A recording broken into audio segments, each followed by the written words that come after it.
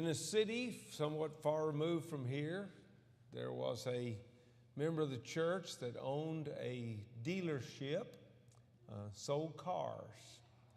Told the story to me sometime later that I identified with very readily. If you've ever been to a car lot, unexpectedly arriving, you know as well as I do that usually the salespeople just rush out to the parking lot. You know, you're just almost inundated with salespeople wanting to see what you need and take you around, show you, whatever that they might have. That was the same experience that our brother had in his dealership, except for one occasion. There was a fella that came up to the lot where the cars were being sold. He's wearing bib overalls. He had on work boots. He looked to be a hard-working, simple man. None of the salesmen rushed out save for one, a young, new salesman, hardly been on the job at all. He rushed out to greet the gentleman and took him around as he showed him the various pickup trucks that they had. Finally, this young salesman came running in and rushed back to the owner of the place, our brother, and he said to him, "Can we take cash for a truck?" I think all the other salesmen just about lost it right there. What do you mean, can we take cash? You see, down inside those bib overalls was a roll of $100 bills about as thick as you can imagine. And that guy peeled them off to pay for that pickup truck he needed on the farm. Sometimes we see in people things that aren't really there. Sometimes we will not approach people because we do not think that they're the type of people that would be interested in the gospel.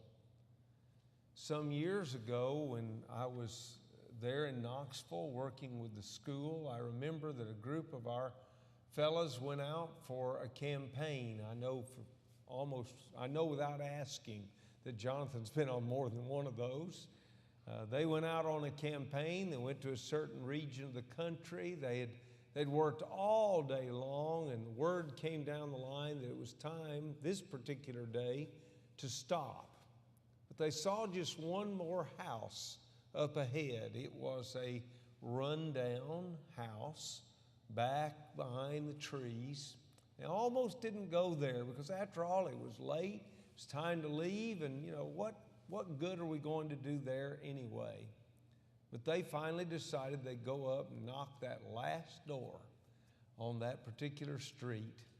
They knocked on the door, and at first they didn't think they were going to have any response to their knock. But finally, they heard something rather interesting from inside the house. It went something like this: thump, swish, thump, swish. And finally, the door opened. They looked, nobody there. And then their eyes began to go down. There she was, a lady no longer able even to stand. She sat on a rug, and she had a cane. And she used the bottom of that cane. She would thump and pull herself along. She invited them to come in. And they began to hear how that sure enough, she was an erring member of the Lord's church, had not been in years to be a partaker in the wonderful fellowship that we have. She rejoiced at their coming.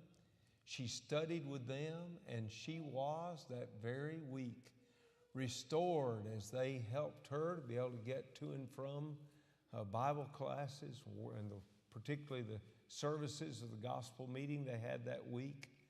The brethren there took up her cause. They would go and pick her up on a regular basis. That is, they did that for several weeks. And then our fellows got a report that a great tragedy had happened. Her house had caught fire and she burned up inside of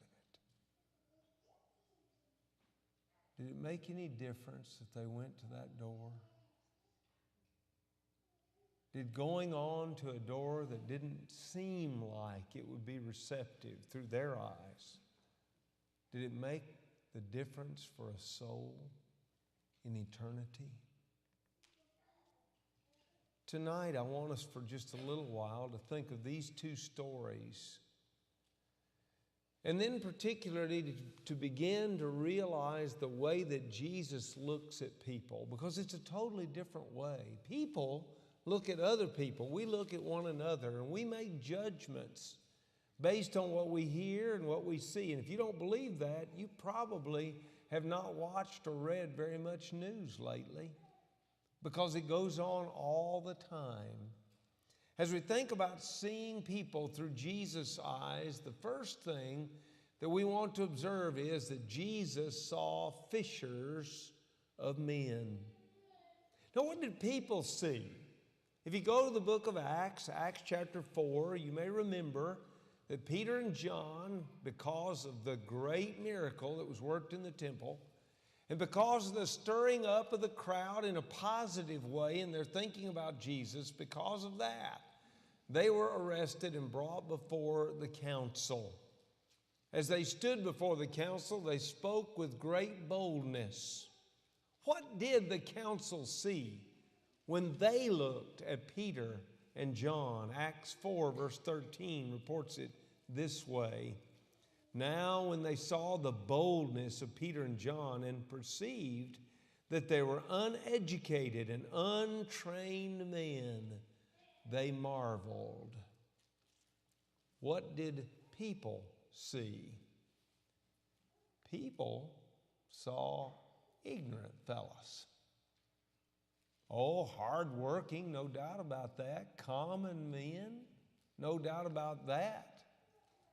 But they'd never received any kind of an education. Surely they could make no rational or good defense before the council. But the reality is that when Jesus saw them, he saw something quite different. He did not look at their uneducated selves. Instead, he looked deeper to the type of men that they were and to the lives that they lived. In the book of Mark, chapter 1, verses 16 and 17, we hear a part of what Mark tells us he saw. And as he walked by the Sea of Galilee, he saw Simon and Andrew, his brother, casting a net into the sea, for they were fishermen. Then Jesus said to them, "Follow me, and I will make you become fishers of men." Now think about it for just a minute. Who has more patience than a fisherman? I can tell you it takes a lot of patience. It's why I don't make a very good fisherman. I'm one of those that if I put the hook in and wait 15 minutes and nothing happens, I'm ready to go home. I'm not that patient fellow, but I've seen good fishermen. They will spend hours, sometimes, with casting that fly out there, trying to entice, some fish, maybe throwing their line with a bobber and a hook suspended from it with supposedly the most tantalizing bait of the day. First here and then there and then over there and nothing happening. These fishermen knew what that was like. How many times even in the gospel record do we see that they fished all night and they caught nothing? Jesus looked at these men. He saw their patience. He saw their determination. And he imagined what could be done if you turned that from fishing for fish to fishing for men. And in the book of Acts, over and over again, we see at least one of them, the Apostle Peter. And he cannot be deterred when you think about it. He goes from one place to another, both in the city of Jerusalem on the day of Pentecost, and again in the temple, at first at the Gate Beautiful, and then within the temple. And on we see him at the house of Cornelius, and again in the resurrection of Tabitha. Once and again we see Peter with that diligent determination, constantly serving the Lord. And he urges others to do the same. In 1st and 2nd Peter, he writes to the scattered Christians of the diaspora, scattered all over the world.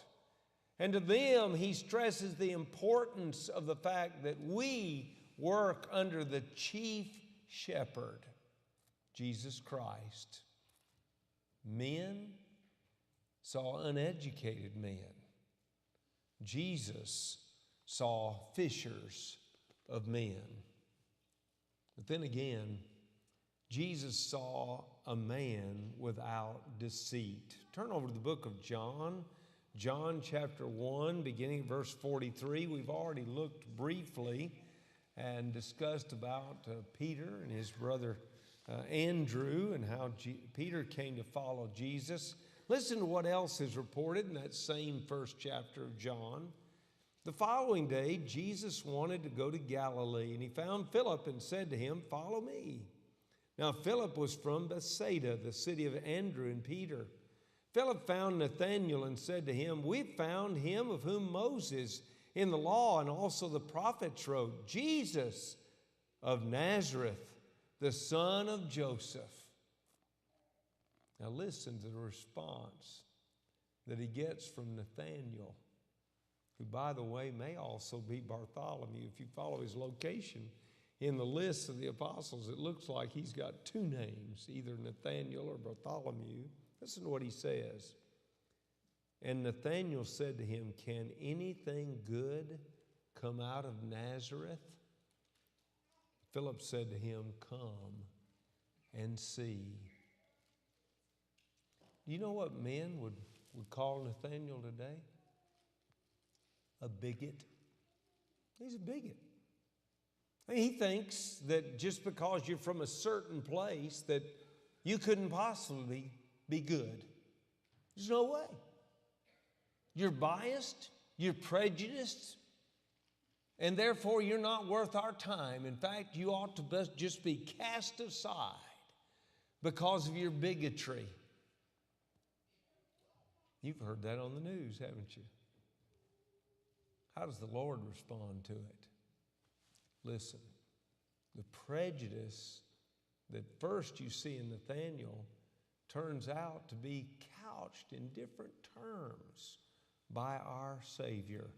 Verse 47 of John 1, Jesus saw Nathanael coming toward him and said to him, "Behold, an Israelite indeed, in whom is no deceit." He didn't see a prejudiced man. He saw a man that when he thought he saw the truth, he spoke it. That's what he saw, and that's not all bad.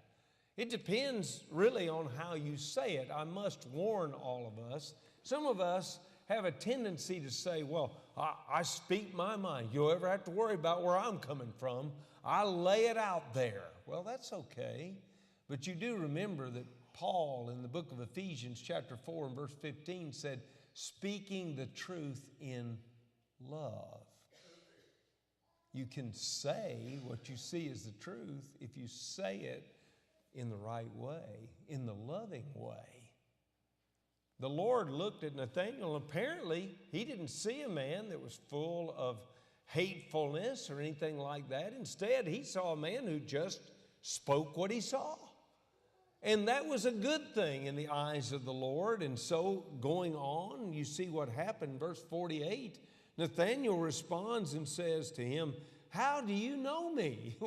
That's a good question. I mean, that's a pretty good character reference coming from a man he'd never met before when you think about it. But listen to the answer that the Lord gives. "Behold, before Philip called you, when you were under the fig tree, I saw you." Now listen, is Nathanael able to get past his initial prejudice and see the truth? Let's hear what transpires here. Nathanael answered and said to him, Rabbi, you are the Son of God. You are the King of Israel. He's not a bigot. He's not the kind of man who has set his head that it's a certain way and his mind cannot be changed. He is a man who speaks his mind, that's true enough. But when confronted with different evidence, he can change his mind. And the Lord sees him exactly for that. Listen to Jesus' answer then to Nathanael. Because I said to you, I saw you under the fig tree, do you believe? You will see greater things than these. And he said to him, most assuredly I say to you, hereafter you shall see heaven open and the angels of God ascending and descending upon the Son of Man. Nathanael, you're going to see tremendous evidence of who I am. That's what the Lord said. Jesus saw a man in whom there was no deceit. And he saw the opportunity for him to be used to make a difference in the lives of others. Remember now that these apostles were the ones first to receive the commission. Matthew chapter 28, beginning verse 18. And Jesus came and spake unto them, saying, all authority, or all power, hath been given unto me in heaven and on earth. Go ye therefore and teach all nations, baptizing them in the name of the Father, and of the Son, and of the Holy Spirit, teaching them to observe all things whatsoever I have commanded you. And lo, I'm with you always, even unto the end of the world. Somebody needs to tell the world that they're lost. That is a pretty plain-spoken thing. And in our era, it would be viewed as bigoted and prejudiced and biased. And yet without that knowledge, people are bound for an eternal hell. The Lord saw Nathanael as a man who could, apparently in love, tell it like it is, and could make a difference in people's lives. He saw a man in whom there was no deceit. But then on another occasion, Jesus saw one worthy of being his follower. Turn to Mark chapter 2, if you would. Verse 16, we're going to see what people thought of this fellow. You know who he is. His name is Matthew. Listen to what the Pharisees and the scribes had to say about Matthew and others like him. And when the scribes and Pharisees saw him eating with the tax collectors and sinners, they said to his disciples, how is it that he eats and drinks with tax collectors and sinners? What did the people see? They saw a despised tax collector. I'm not sure that we, especially in this land of freedom, can fully appreciate what it was like for the Jews who considered themselves to be a free people, to be under the yoke of Rome. Rome knew exactly how to collect taxes. They would recruit people from within the nation, and they would use them to go out and to extract the taxes from the individuals. Now, the truth be known, a number of those tax collectors were not honest. And if they were supposed to collect $10, they collected $15, and they put $5 in their own pocket. That was true enough. Now, we don't know that about Matthew, but we know that they despised them. They worked for the enemy. They worked for the people that oppressed them. They were not good people in the eyes of the scribes and the Pharisees. But what did Jesus see? Jesus saw a man worthy of being his follower. Go now back just a few verses, verses 13 and 14 of Mark chapter 2. Then he went out again by the sea, and all the multitude came to him, and he taught them. As he passed by, he saw Levi, the son of Alphaeus, sitting at the tax office, and he said to him, follow me. So he arose and followed him. What did Jesus see? A potential follower. He saw a man who could do some good. And you know, if we didn't know one other thing about Jesus besides this, about his relationship with Matthew, an important role that Matthew played was to give us a tremendous account of the life of Christ. The book of Matthew is written obviously preeminently to the Jews. That's why he often talks about the kingdom of heaven, because they were people focused on the kingdom. He wanted them to see not just the kingdom, but the king. And that's what he wrote about in his marvelous account of the life of Christ. He was the perfect one to do that. His ability to set down accounts and records would be taken advantage of by the Lord. Not to write down tax accounting in columns, like accountants will do, but instead to write down the whole account of the life of Christ and display for others what it meant for him to walk on the earth. In both verses 15 and 17, you can see Jesus as he expresses, he and his disciples, what these people mean. Listen, now it happened as he was dining in Levi's house that many tax collectors and sinners also sat together with Jesus and his disciples, for there were many, and they followed him. Okay, they sat together. Now, remember, the scribes and the Pharisees said, what's he doing, eating with tax collectors and sinners? And the answer comes back in verse 17. When Jesus heard it, he said to them, those who are well have no need of a physician, but those who are sick. I did not come to call the righteous, but sinners to repentance.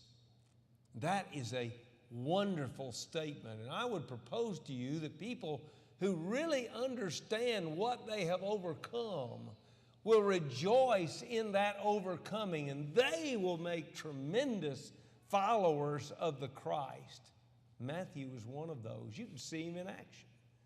Because after the Lord called him to follow him, where do you find him? In a big dinner that he throws for all of his tax collector friends, and yes, for sinners, and allows Jesus to be in their company and to impress them with the truth of God's word.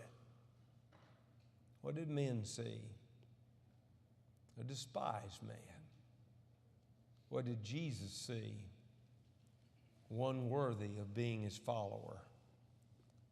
But then also on another occasion, very soon related, Jesus saw an apostle. In the book of Mark, chapter 3, verse 18, not too long, at least according to Mark's reporting, after this incident where he called Matthew, we see a listing of the various apostles of Jesus Christ. This is one of those places that I call the apostles' roll call, and I've listed the others here for you on the slide. Notice what it says: Andrew, Philip, Bartholomew, Matthew, Thomas, James, the son of Alphaeus, Thaddeus, Simon the Canaanite. Now, if you look in the New American Standard Bible and other translations like that, they don't translate that Simon the Canaanite. They translate it Simon the Zealot. You know anything about the Zealots? The Zealots had sworn to oppose Roman rule. They were determined with all of their might. They would be, I guess you'd say, the terrorists of their day. They were going to drive the Romans out, or at least make them pay heavily for being there. But they didn't just swear about the Romans. You know what else they swore? Every zealot was sworn to, if he got close to a tax collector, to run him through with a knife. That's what's reported in some of the really good accountings, like, for example, in our good brother Jenkins' commentary on the book of Mark. Jesus already had a tax collector as an apostle. And he's calling Simon the Zealot. Yes, Because when you think about it, a man filled with that kind of zeal, if his sights are turned to the right enemy, will be a perfect follower of Jesus.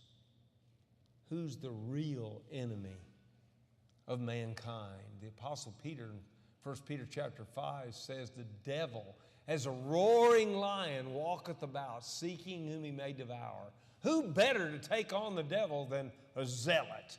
A fellow that would never give up, who would pour all of his heart into the thing so that the devil might be defeated.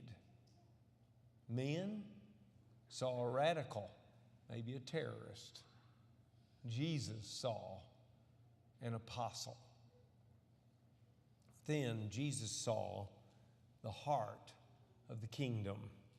Look to Matthew chapter 19.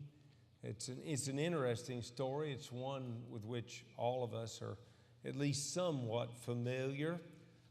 Beginning in verse 13, here's what Matthew reports. Then little children were brought to him that he might put his hands on them and pray. But the disciples rebuked them. I wish I could tell you that I'd never met anybody that thought this way. I'm afraid I've met too many who thought this way. They see children as a nuisance. They see them as being too loud, too out of control, and therefore too much of a distraction from the things of the kingdom. They would, on some occasions, do everything they could do to keep those children from even being in our presence when we worship the Lord. That's sad, isn't it?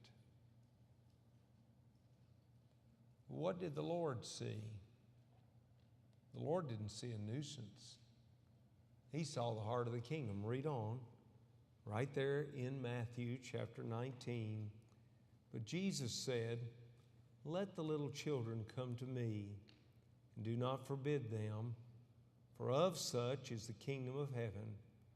And he laid his hands on them and departed from there. Children illustrate so well the heart that is needed to serve God. They think with simplicity. Oh yes, they will occasionally do something wrong. But most children, when approached with loving concern, and yes, a bit of firmness, when they realize what they have done, will readily say, I'm sorry. I'm sorry. Would to God that more adults could follow the attitude of a child. Children see the simple things, while we adults only want to look at the complex. In Jackson, Tennessee, there used to be an extraordinarily low railroad crossing. The street went under the railroad there, railroad going overhead. There was only about a 9-foot, so many inch opening there that you could go through. And one day, a drunk driver had gone through and knocked down the warning sign of the height of the opening, whatever the total was, 9 foot, whatever. It was knocked down. The truck driver, you guessed it, wedged it. I mean, right up underneath the railroad track. And so there they stood that day looking at that truck and each speculating what to do. The policeman, the tractor-trailer driver, the fellow that had come with his tow truck to try to help out. They all wondered, what are we going to do? They'd already tried to pull it out with the tow truck. It was wedged too well. But they say that a little boy came along on his bicycle, and he stood there chewing loudly on his gum and watching with a smile on his face as all these adults wrestled with this big problem. And finally, after he'd heard them continue to say, well, we could try this, and somebody else said, no, that won't work. Well, we could try that. No, that won't work. Finally, the little boy said, Have you thought about letting the air out of the tires?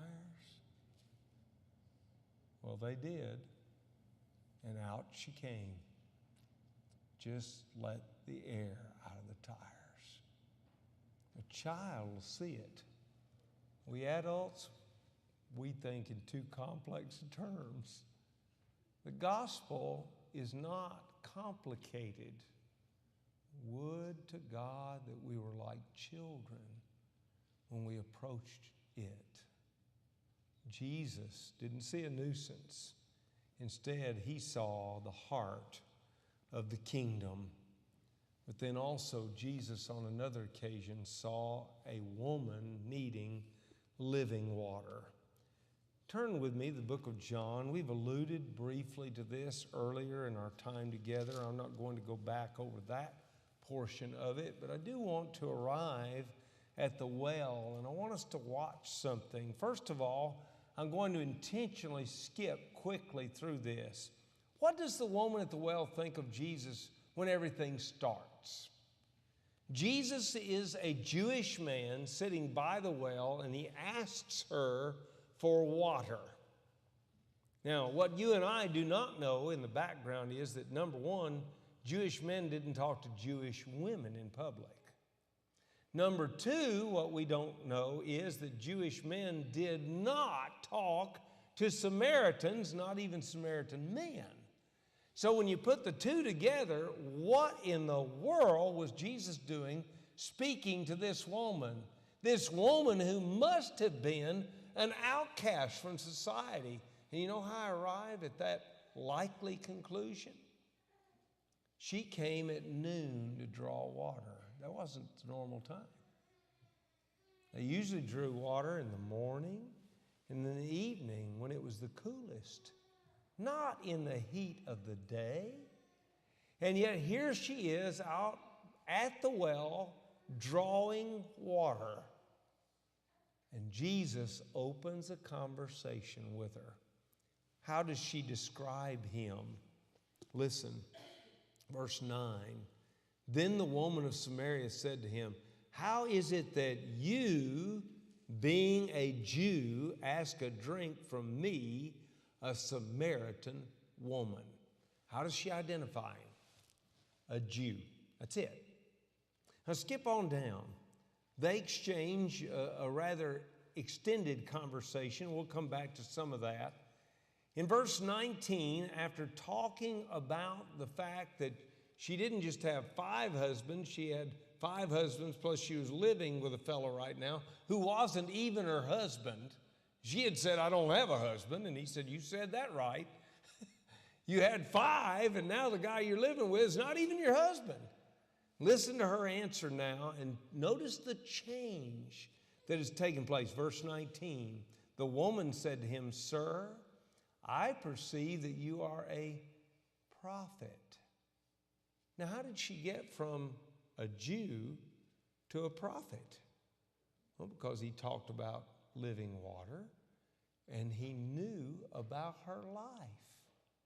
But he keeps on talking to her, keeps on describing, and they end up discussing worship and where the place of worship ultimately would be. And Jesus says, in the final analysis, God is a spirit, and they that worship him must worship him in spirit and in truth. And it is then that the woman says to him, "I know that Messiah is coming," who is called Christ. "When he comes, he will tell all things."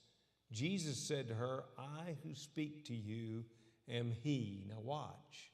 How does she describe him now as she runs into the city? And by the way, did you notice that though she went at midday to draw water, that Mark just simply says she left her water pot? Boy, has he ever impacted her life. And when she gets into the city in verse 29, she says, "Come see a man who told me all things that I ever did. Could this be the Christ?" A Jew, a prophet, the Christ. How did that come about? because Jesus saw her as a soul needing saved, a soul needing living water.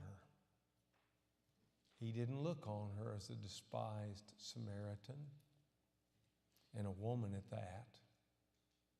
He didn't look on her as one who had thoroughly messed up her life, although he knew that, and he expressed it very clearly.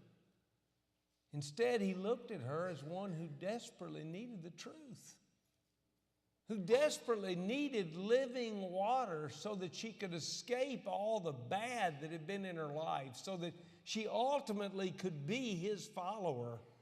And in verses 13 and 14, as he talks to her, he says, whoever drinks of this water, speaking of the water in the well, will thirst again. But whoever drinks of the water that I shall give him will never thirst. But the water that I shall give him will become in him a fountain of water, springing up into everlasting life. Jesus saw a woman needing living water. I believe there is a powerful message for us through the eyes of Jesus. And the message, quite simply, is this: quit looking at the outside. Rise up.